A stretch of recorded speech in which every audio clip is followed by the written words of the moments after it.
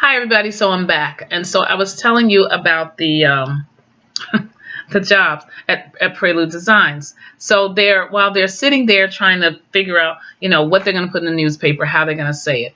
And after they wrote it all out and everything, I'm there, but they're acting as if I'm not. So the one girl says, "Okay, we're not hiring any blacks, no Jews, no spics. If you hire a spic, I'm gonna, she says SHIT." So I'm thinking, I'm listening to these people, I'm saying, what the heck? So I let it go. I didn't say anything because I'm thinking I need to figure out where their heads are at. So I need to pay close attention. So then I go with one of the owners. We go out to dinner, out to lunch to get some lunch for everybody. And this guy cut her off. And she said, "Oh my God, these black guys are the worst drivers in the world." So I said to her, I said, "Well, I don't know about that, Karen." I said, there's a lot of bad drivers. I said, she said, no, Ivy, the black men are the worst drivers ever. They're inconsiderate and they don't. So she's going on. So I was like, okay, no sense in arguing with her. Her mind is made up. Sometimes you just have to think there's just some people that you don't need to even talk to after they, that they're rooted and grounded in their own beliefs and there's nothing you're going to be able to do about it. At least not while I'm on my lunchtime. Okay. So the phone is ringing. People are calling. They see the ad in the paper. The ad is doing this thing. Okay. So this one girl called, and I guess her last name was Goldberg or Rosenthal or whatever it was. And I said to her, I said, "Karen," I said, "there's someone on the phone." I picked up the phone. I said, "Prelude Designs.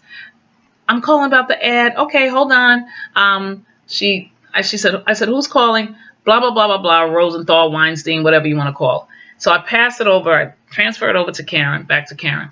She says, I said, "It's like a so-and-so Rosenthal." And she says, "Sarah Rosenthal." And she says, "Oh." She picks up the phone, hits the button.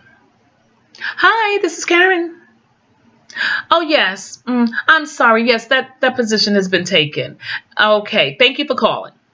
So she goes, and I was like, "What position's been taken? I know the position hasn't been taken." So I'm saying, "Karen, really?" She said, "No, we don't want any Jews in the office." So I was like, okay, Hey, look, I'm new, okay? Last place I worked before I got there was, where did I work? Was with, US Air, okay? I was with the airline. So anyway, so I'm saying, okay. Phone rings again. "Hello, Prelude Designs. Good morning." Yes. Okay. All right. Yes. Hold on one second. Okay, Shaniqua. All right. Yes. Miss Shaniqua Jones. Hold on, please. Karen, this is Shaniqua Jones. She's calling about the position. Okay. I'll transfer her back. Hold on, please. Transfer her back. "Hi. Yes, you're calling about the position," Karen says. "Oh yeah, well, I think I should tell you that this is a dead end job. You're not going to get any raises. There are no increases. It's very low paying, So I just wanted to tell you that. And the hours are long. Yeah. Okay. All right. Thank you for calling." I look back. I said, "Karen, really?" I'm like, are you saying that to everybody?" So she says, "No, but Ivy, we don't want certain people in the office because it's a small company with less than 15 people. I might add that. It's a small company, family owned." So then finally we get an interview.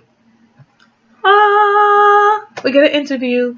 It's a young black guy. I look at his resume. They tell me, "Take a look at his resume." I look at his resume. I said, "Oh, he has a bachelor's degree in English. That's good. I mean, it's more than what we need here at the design company, but it's nice to have someone who's educated to be, in the office and, doing their thing."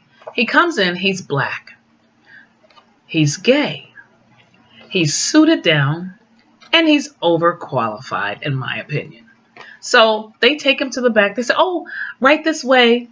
Now, I'm going to be the person working with these other people. So why are they not letting me in to do the interview? So they don't. So I said, okay, it's their company. It's a little tiny company, so there's only so much you can do. So when the guy leaves, okay, they said, "Okay, thank you so much for coming. Yes, don't worry, we'll give you a call. All right, thank you." He leaves. He's suited up now. The guy, I'll never forget this. He had on a brown suit. He looked very nice, really dressed up for the job, very professional. but because he was gay. So when he first came in, this is what I want to tell you. The accountant sitting 2 desks in back of me, when they took him in the back, she looked at me and she said, he's got about as much of a chance as a man in the moon. So I said, so why do you say that? She said, Ivy, he's gay and he's black. And I said, well, okay, what does that have to do with anything? I said, I'm black. And she said, oh, Ivy, we don't consider you black. She said, you don't even eat fried chicken or watermelon. I swear to you, this is the truth. Okay. So I'm thinking to myself, what? Now, in all fairness, I did not eat chicken at the time. My mother worked in this place with chickens all the time, and I just didn't eat any more chicken. It had been like a year or two since I had chicken. And then I didn't eat watermelon because when we used to go down to Selma to my grandmother's farm, we would eat so much watermelon in the hot sun, and you're a kid and it would drip here. And then after you get through playing, you got this dirty, sticky, line there. And I was a girly girl and I really hated the filth. And I didn't like the seeds and everything else. So I didn't eat watermelon. So that's why she said, you don't eat chicken and you don't eat watermelon. So we don't consider you black. Okay. I didn't know that the color of my skin had to do with what fruits and meats I ate. But anyway, so after the guy gets out of the interview, comes out, and they said, okay, they're little, thank you for coming, blah, blah, blah, blah.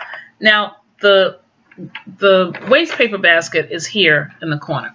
So as soon as they see him leave out the door, okay, bye. File 13. They drop it into the garbage can. So I said, what are you doing? I picked the thing up. I said, are you kidding me? Why are you? They said, Ivy, we're not having a gay guy come in here and work. I said, we don't care whether he's gay or not. He does his own thing. Listen, that's what he does behind closed doors. That's the life that he chose. And, now remember, I'm like 20 something years old. And I said, that is not what we do. I said, are you kidding me? I said, who cares? And they said, Ivy, no, we're not hiring any gays. And no, they didn't even say gays. They said faggot, the F word. So I said, oh my God, I couldn't even believe it. I was so upset. I said, well, if you guys really want to be stereotypical and discriminative, I said, how about this? I said, we're a design company. We design wallpaper. We design, cards. So if you really want to do something, why don't you hire him? Because if he's gay, he should be very good at it, right? So they just said, oh, Ivy, don't get so upset. They go to the back. I sat there. I grabbed all my things, and I grabbed them all up, everything that I had, and I didn't have that much. I picked up everything. They were in the back in the kitchen. I went back there and I said, let me tell you something, all of you racist, SOBs. I said, I do not want to work for a company that treats people this way. It's about who they are and what they can offer this company, not about their sexual preference or anything else. So I was livid. I quit my job. I knew I needed the money, but I quit the job because I couldn't be around that kind of spirit. So that was just one of the things. So then again, I worked in, oh my God, I did work for Pace Law School, but I think Wendy Porterfield, the woman, I think she just it was a microaggression because the things that she would say was, oh, I don't think she's ever made this much money in her entire life. I was the second choice because the person that they chose to be the events coordinator for Pace at the time, they came and I guess that maybe they stayed for like maybe 4 weeks. They couldn't handle it. Special events is not for everybody. So they called me back and said, would you mind taking the job? The other person. And I was happy. I was working for Kaiser Permanente, right in White Plains. I was very happy to go up to 78 North Broadway and White Plains and work for Pace Law School. Okay, I worked with Bobby Kennedy. I worked with Randy McLaughlin. So I made a lot of good friends there. And, it was wonderful. I really enjoyed it. Anyway, so the other one was the unified court system. Well, oh my God. The things that they did to me up there, I was the first, and I hate to say this because a lot of people, they think it's very braggadocious. Yeah, I was the first black. I was the first black. I'm not happy with being the first black, not in the 20th and 21st century. We've been around for too long for us to be the first, okay, in the 21st century or the 20th century. So I said, Everybody was looking at me. Are you the person that they hired on the 11th floor with the administrative judge? Blah, blah, blah, blah, blah. You would have thought that, wow, I guess history was made. I don't know. And I worked for the late Angelo Ingrassia. Okay. So while I'm there, I'm the only chocolate chip in the milk again. They would do things like this one guy, Sam Samansky. He would say things like, wow, look at that butt. Look how big her butt is. Holy mackerel. And he did that every day. Now, if anybody knows anything about White Plains Courthouse, 111, it used to be 111 Grove Street, but then they changed it to 111 Martin Luther King. There are lawyers going up, there's court, there's family court, there's everything, and the court officers are going up. So I remember he used to do that every single day that I came in, talking about my behind, and just really it was sexual harassment. And I needed something, that's why I needed a man and all this. Oh man, it was horrible. And he was big and tall. They used to call him Bull. So one day the officers called me over into their elevator, and I'm going through all these people. They're like, Ivy, come here. Like get in the elevator with all the court officers. So I go in, and they said, Ivy, you need to sue that mother effer. He does that to you every single time you come in. And I said, yeah, no, I was very meek back then. Yeah, I know, I'm just, I was young, I was meek. So we go upstairs. Anyway, he ended up stopping doing it.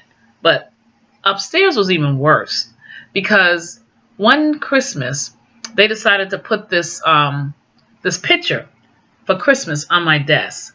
And when I came in, I used to carry a briefcase, and I put my briefcase up on the desk because I did auditing. I did all the banks and reconciliations and revenue reports from every single bank in the 9th Judicial District. And the 9th Judicial District included, Westchester, Dutchess, Putnam, Orange, and Westchester, Dutchess, Putnam, Orange, and Putnam. Yeah, Putnam, Westchester. Yeah, so the 5 counties, okay, and every single court, whether it was family court, criminal court, surrogates court, I did all of their books. So anyway, so I come in one day, and this card is on my desk at Christmas time, and it's in black and white. It's got a big fat black woman kneeling in like a chicken coop, because you see the chickens, plucking around the back. A skinny, real tall, skinny black man with a crown of, I don't know, weeds or something around his head. And the lady is holding up a doll baby like this by the toe. Okay. And the caption underneath it said, with the eyes bucked out because they're really black, because it's in black and white. And it says, what child be this? Okay. That's what it said underneath. So while I'm looking at it, I'm like, who put this on my desk? And they're all quiet. Oh, Ivy, get a sense of humor. It was just a joke. I'm saying, well, first of all, this is stupid. I said, because this is a heavy black woman with a skinny black man in back of her. She's holding up a doll baby. It's not even a real doll. You can see that it's not even a real baby. It's a doll baby, one of those little chubby doll babies that you have when you're a little kid.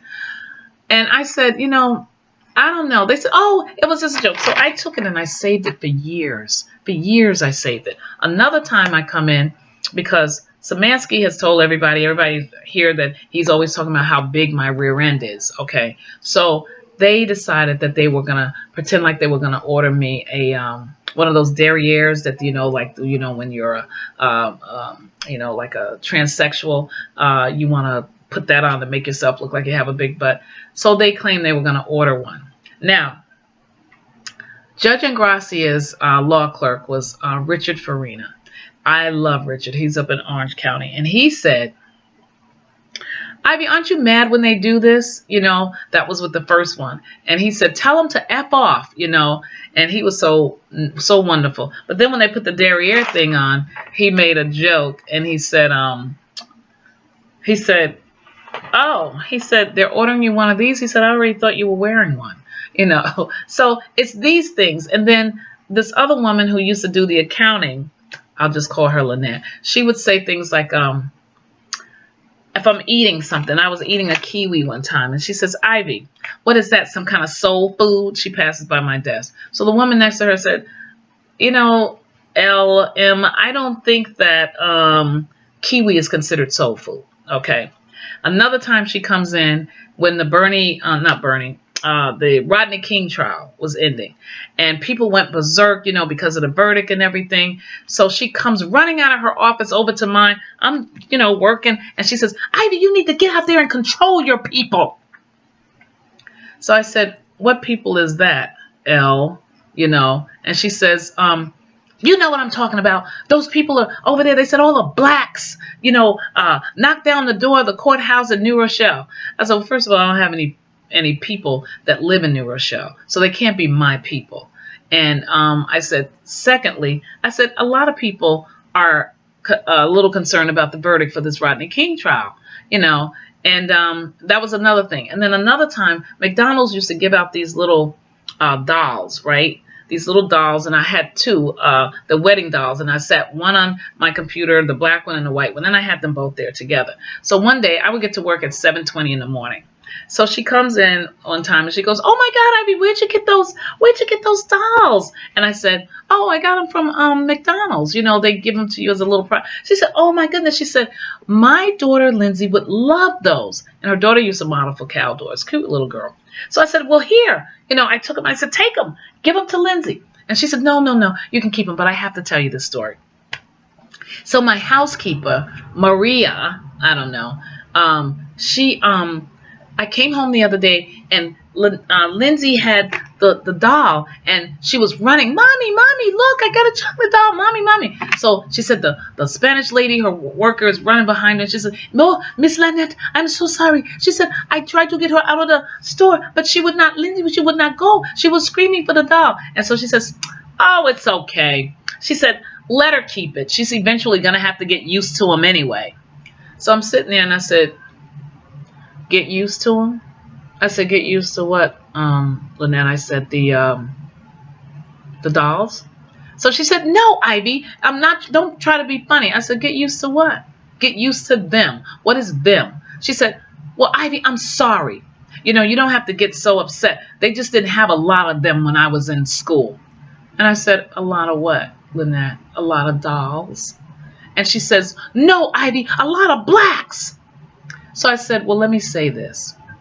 I really do hope that your daughter gets used to them or blacks, because we've been around a very long time, longer than some of your people have been around in this country. So yeah, it's time for her to get used to us." So that was that, okay? Then another time, where was I working? Because there's a whole bunch of them. The thing is, when I worked at Scenic Hudson, that was another racist group. The thing is that people, this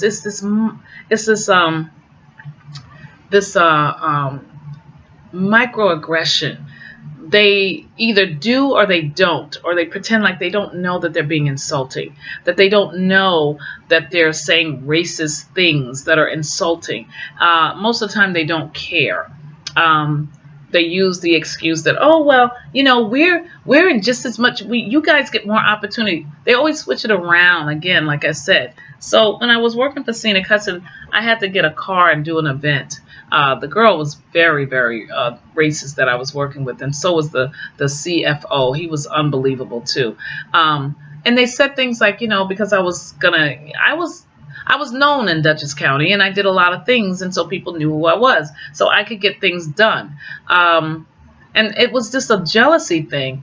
And at the 3 weeks before my Great River Sweep event, he calls me in the office and says, "Oh, we're not gonna you can't have the barbecue," because I was planning a barbecue. I've been planning it for quite some time. "You're not gonna have a barbecue in Beacon."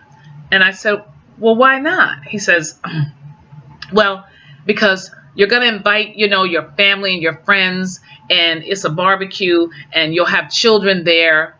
Ain't nobody said nothing about no children. Ain't nobody said nothing. You'll have children there, and they'll start swinging from the grills, and then they'll flip the grills over, and all the charcoal will fall all over them and burn themselves, and then we'll be liable. So I sat and I looked at him and I said, "Wow. That's quite an imagination you have." I said, "I've been to a lot of barbecues before, but I've never seen children swinging on a grill." I said, that's the first time I ever heard that. He said, also, you can't serve alcohol because we don't serve alcohol. Really? Because since I've been here, every event that we've had, we've served alcohol. In fact, I believe that's a case of alcohol right there from an event that we just had this week. Like what? So it was because the other girl who was a event, she was a fundraiser. Every time we were in the meeting, she would always brag and boast about, oh, I don't know because I don't need that. I have plenty of money. They gave me, listen to this. They gave me $5,000 to do a Great River Suite big whole thing, right? When he said you got $5,000 for to do the event, I said my porta potties that I order cost more than that. Okay, my porta potties cost more than $5,000. Well, he says, the director, well, get whatever you can get with that. So you know what I did? I got my donations from all the people that I had worked with in that community before, because they didn't know that I had these connections because I had moved to Virginia and then I moved back. Okay, so I did another thing. I did this dinner and dialogue at Silvio's down in Yonkers on South Broadway, and we moved it from the what do you call it? The one that's over there, not Dolphins, but the other one. But anyway, we had to move it from there. We moved it to Silvio's because Silvio's was bigger. So I had to rent a truck. So I rented a Jeep, and it was a horrible Jeep because somebody rented it for like a month, and they had children, and they spilt the milk in the hot sun. The milk it was just horrible. I had to take my beach towel, put it on the back because I had to pick up other people. Anyway, long story short, what happened with that was when I returned it. Now, mind you, I work in Poughkeepsie.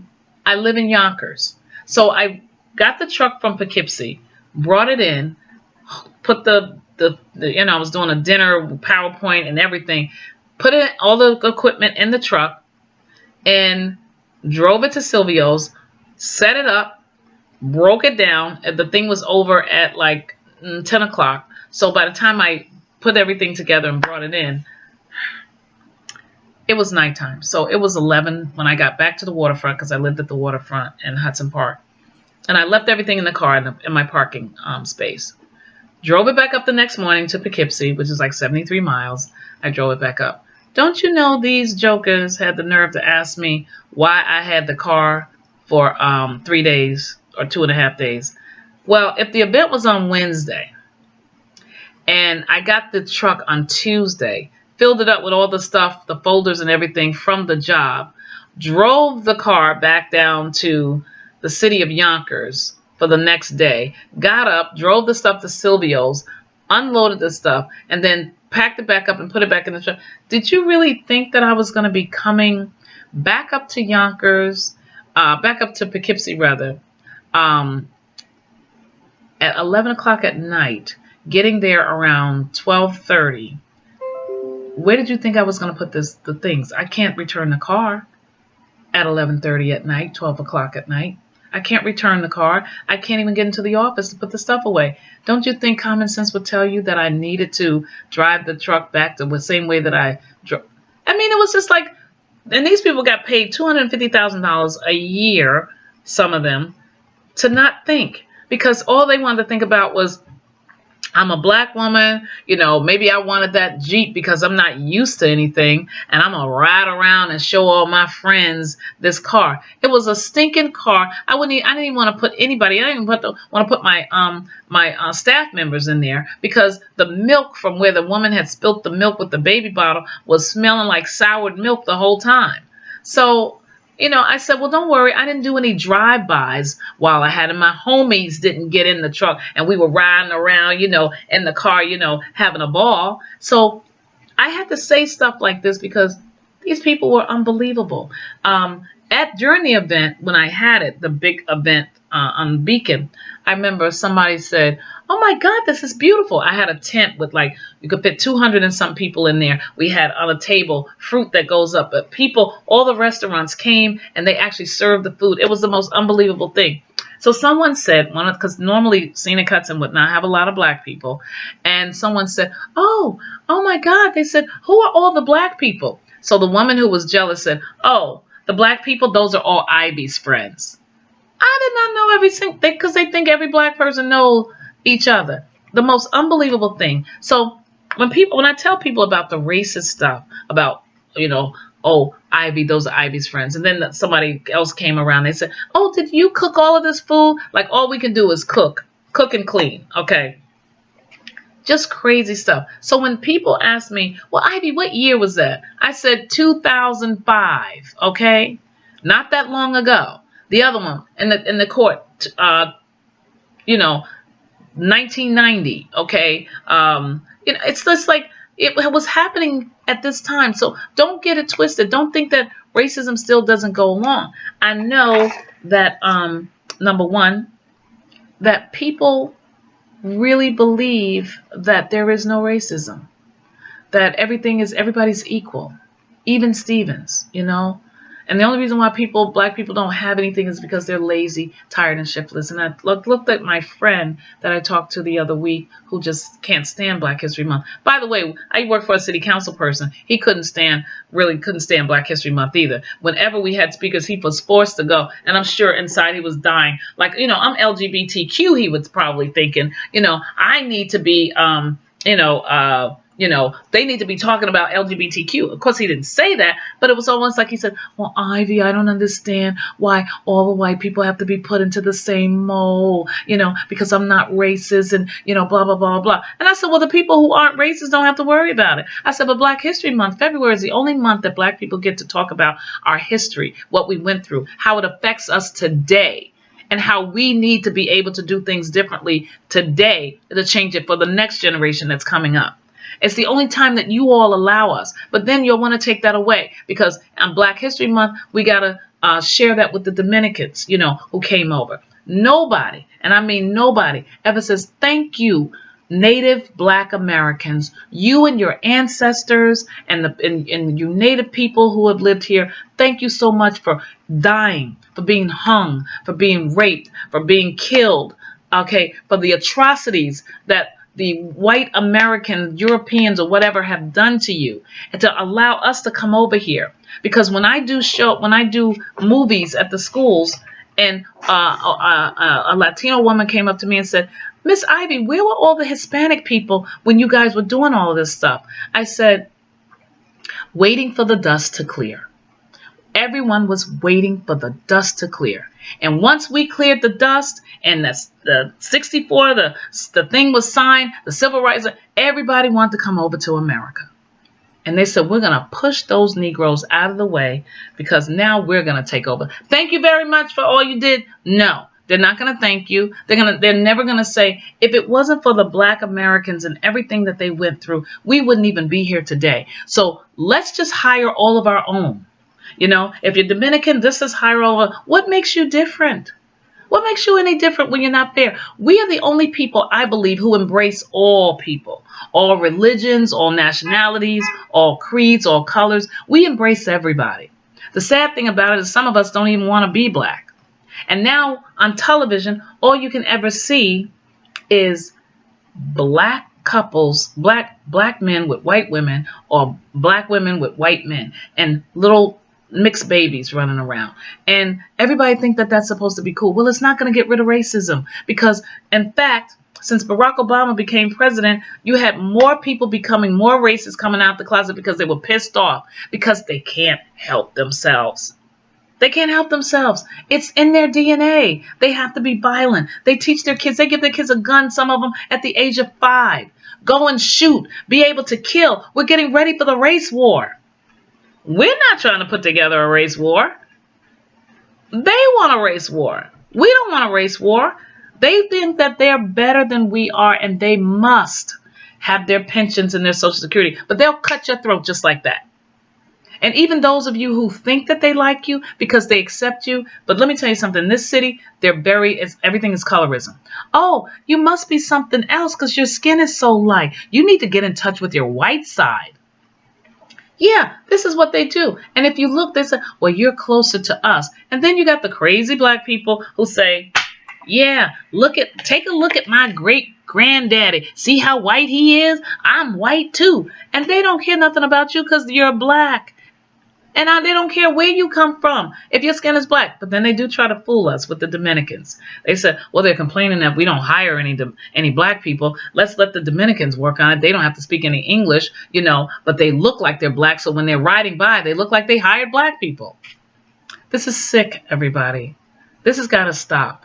Black people, we all need to stand up for what's right. We're being trampled on and, looked upon as we are being so meek and so mild. We have to stop embracing and be proud of who you are. We have to teach our kids to be proud of their complexions. I don't care if you're mocha, chocolate, charcoal black, you're beautiful. If you're creamy caramel, or if you're, I don't know, the paper bag test that they used to do, whatever color you are, if you're black, embrace it.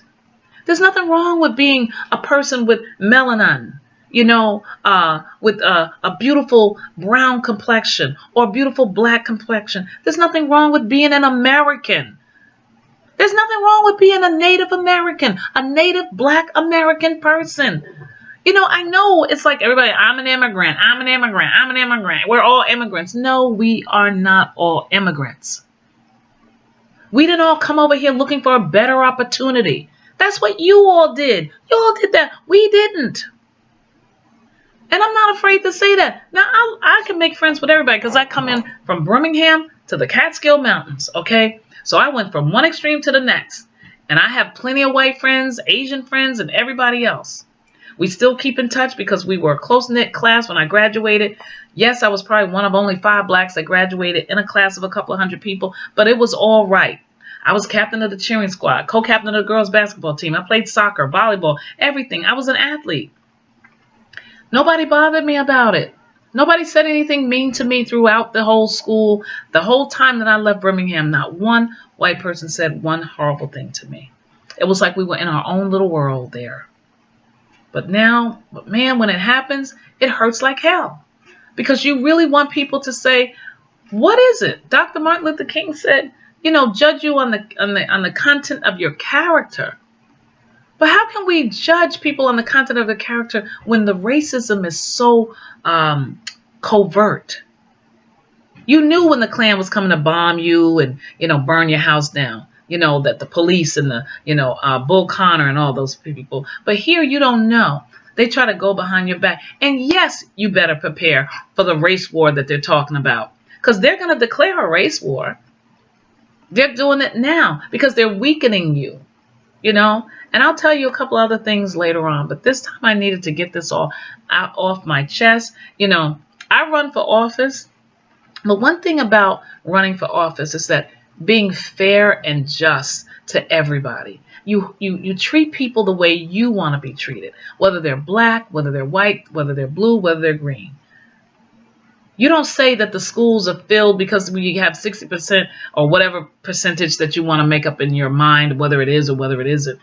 Nobody cares about those statistics. We just care about American children getting educated. That's all that really matters. And that's all that really should matter. And that everyone gets a chance, that you don't have to hire all your freaking relatives and all your freaking friends, whether they're qualified or not, because many of them are incompetent and don't have a clue. And it's not because you're smarter, it's that because these powers of these political positions that you get control the purse strings and the lives of so many people. And shame on you, because this coronavirus ain't no joke. And I'm hoping that it does discriminate. I'm hoping that the coronavirus really does discriminate. I hope that it leaves us alone, okay?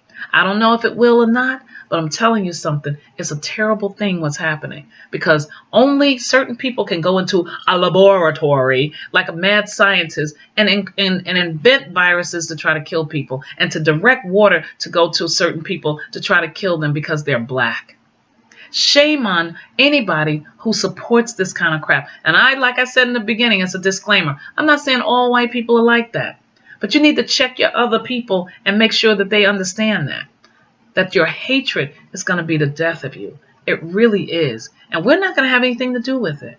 Because there's a God and there's a universe. And when you don't act right, and when you get it wrong, it don't last long. Think about the generations to come. When you're dead and gone, your own children and your own grandchildren. Is this the legacy that you want to leave behind for them? This mean-spirited, this hatred, hatefulness. I guess you did it for 400 years. I guess you figure, hey, we got away with it for that long. We got mansions and we got inheritances and we got all kinds of stuff. You all built for us for nothing. And then we got no Social Security. Our ancestors got no pensions. Think about that for a second. Free labor. I know that's what you want, but don't be blaming us because we deserve reparation. And if you don't have a black agenda trying to show us what you're going to do for us, why should we even vote for you? I mean, nobody cares. And you keep putting all these white people with black skin and people coming in from other places that couldn't care less about us. And we know that. So don't think that we don't know. And the word is going to get passed around because it is time now in 2020 to have perfect vision, to open up your eyes and see what's going on around you.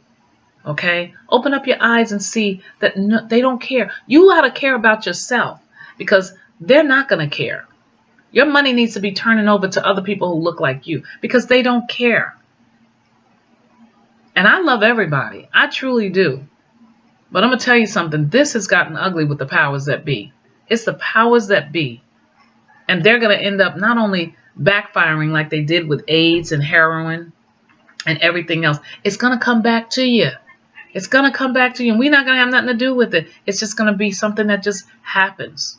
It's going to take place. Because you're going to suffer. You know, in The Color Purple, when Whoopi Goldberg said to that man, everything done to me already been done to you. And it's going to happen. So stop it now before it does. Stop while you're behind. Quit while you're behind, as they say. Anyway, I love you guys. I'm just saying, take care of yourselves. Thank you for listening to these. I just had to get all of this out. That coronavirus ain't no joke. Don't listen to them when they say only wear it when you're sick. No. Wear it when you're not sick because you don't want whatever to come in. And I know there's probably people that don't even have to travel. But the truth of the matter is, it's better safe than sorry. I won't be going to too many places doing too much of anything. Okay? But just take care of yourselves. Try to stay healthy. Pray for the babies. Pray for the elderly. Pray for those who are sick and not doing well. And let's just try to hope that this eventually goes away and they find a cure. All right? Okay. I love you all. Please stay healthy. Please, please, please. And take care of yourselves. Okay? All right. Bye for now.